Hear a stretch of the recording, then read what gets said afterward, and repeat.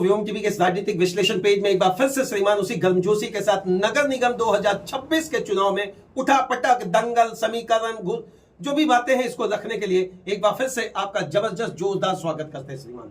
तमाम राजनीतिक दल के लोग, चाहे वो प्रत्याशी हो या फिर निर्दलीय स्तर पर अपनी बात को रख रहे, हालांकि गैर दलीय नहीं होला तो सब निर्दलीय ही हो गए, आकर आपके दरवाजे पर आपके परिवार से, आपके लोगों से, आपके इष्ट मित्रों से 3 वादा तो जरूर करेंगे। थोड़ा सा ध्यान रखिएगा प्रभु, थोड़ा सा ध्यान रखिएगा प्रभु, थोड़ा सा ध्यान रखिएगा प्रभु। ये पहला वादा है। दूसरा वादा, जो भी समस्या होगा वादा करते हैं इसको दूर कर देंगे। और तीसरा जो सबसे बड़ा आपके पास रख दिया जाएगा, तमाम जो योजनाएं अधर में लटकी हुई है उसको हम ही लाएंगे। उसको हम इसलिए लाएंगे प्रभु क्योंकि हम आपके सबसे बड़े शुभचिंतक हैं। अब यह बात आता है, जो लंबे समय से राजनीति कर रहे हैं, जो लंबे समय से सेवा की भाव से बात अपनी रख रहे हैं, अगर आप उनके तरफ झुकते हैं तो नए वाले लोगों के लिए एक बहुत बड़ा समस्या है। नए वाले तरफ अगर झुकते हैं तो पुराने वाले लोगों के लिए समस्या है। तो हमारा नेता कैसा हो, हमारा मेयर कैसा हो, हमारा पार्षद कैसा हो, हमारा जन सेवक कैसा हो, हमारा जनप्रतिनिधि कैसा हो, ये तमाम ऐसे सवाल हैं जो आपके मन में जरूर चल रहा होगा। आखिर कैसा कैसा कैसा क्या करें? क्या बाहुबली हो, दबंग हो, पैसे वाला हो?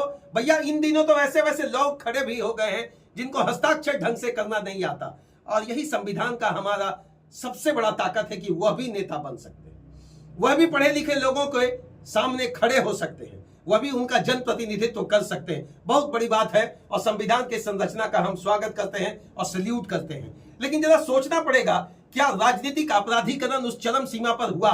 क्या राजनीति में वैसे लोग जो आपराधिक तत्व के हैं उनके आ जाने से क्या आपको लगता है बेहतर मनसा वाले लोग, जिनके मन में सेवा का भाव है, समर्पण का भाव है, त्याग का भाव है, क्या उनसे बेहतर ऑप्शन नहीं बन सकता? मैं किसी के पक्ष की बात नहीं कर रहा हूं, मैं तो कह रहा हूं वही स्वच्छ छवि वाले लोगों को तलाशने की। मैं तो वही कह रहा हूं जो कसौटी पर आपका खरा उतरे उस व्यक्ति का। मैं तो कसौटी पर वैसे लोगों का जांच करने की कोशिश कर रहा हूं जिनके पर्चे पे लिखा रहता है सुयोग्य, योग्यतापूर्ण, आपका सेवक, आपका भाई, आपका बहन, आपका जननायक। तमाम ऐसे शाब्दिक भारी भरकम शब्द हैं जो आपके पास ऐसे लाकर रख दिए जाते हैं, लगता है कि भैया इस बार सब समस्या खत्म, अगली बार चुनाव की आवश्यकता नहीं होगी। भैया नगर निगम चुनाव भी कुछ इसी तरह का चुनाव है। अगर भीतर खाने कटमनी का बात ना हो, भीतर खाने का कटमनी का शपथ लेकर अगर कोई प्रत्याशी सामने आए और बोलते हैं ना, वो भारत के संविधान के किताब पर शपथ रखकर, ये हाथ रखकर, ये शपथ खाकर ये कहे श्रीमान कि भैया कटमनी के बिना हम अपनी राजनीति करेंगे, तो मैं तो यही कहूंगा, आपका अधिकार मजबूत है, आपका अधिकार बहुमूल्य है, आपका अधिकार वोट के रूप में जो संवैधानिक संरचना से आपको मिला है श्रीमान, उसको जाया ना जाने दें।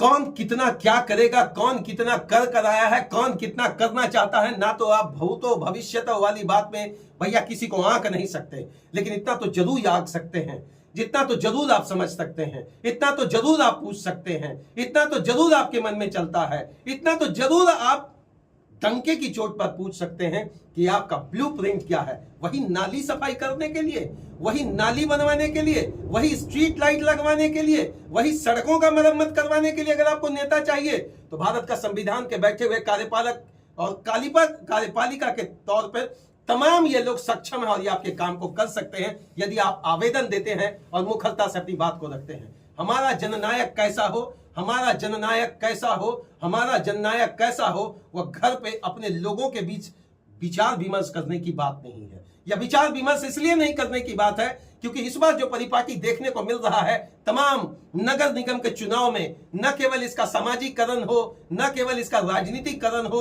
अब तो भैया वैसे लोग भी खड़े हो गए जिनको हस्ताक्षर करने नहीं आता, और वह भी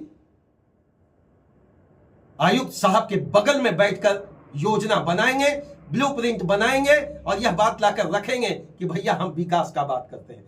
धन्यवाद। भारतीय संरचना के इस अधिनियम के अंतर्गत चाहे जो भी व्यक्ति हो, नेता तो जरूर बन सकता है, लेकिन नेता अनपढ़ भी बने, हम चाहते हैं नेता बने, नेता नहीं पढ़ा लिखा हो वो भी बने, नेता वह भी बने जो गरीब का बच्चा है, नेता वह भी बने जो दलित का बच्चा है, नेता वह भी बने जो सामरिक स्थिति पर अपने आप को जिस स्थिति में रखा हो। वो बिल गेट्स का डेफिनेशन और परिभाषा जानने की जरूरी नहीं है कि भैया आपका जन्म अगर गरीब में हुआ तो आपकी गलती नहीं है, लेकिन यदि आप गरीब मर जाएंगे तो आपकी गलती है। भैया भाषणबाजी से बंद करिए।